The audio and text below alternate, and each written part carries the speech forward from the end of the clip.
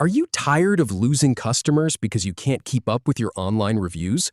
Learn how to manage your local SEO reputation in under 3 minutes.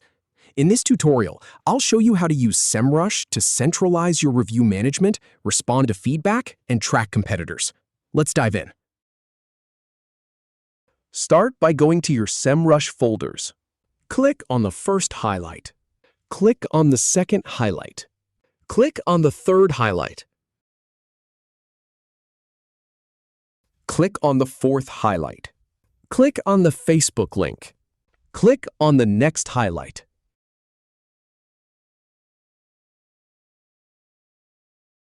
Click on Manage Reputation and Track Competitors. If you have any feedback or if any info is inaccurate, please leave a comment below. We'll do our best to answer or redo the video if needed. Thanks for watching.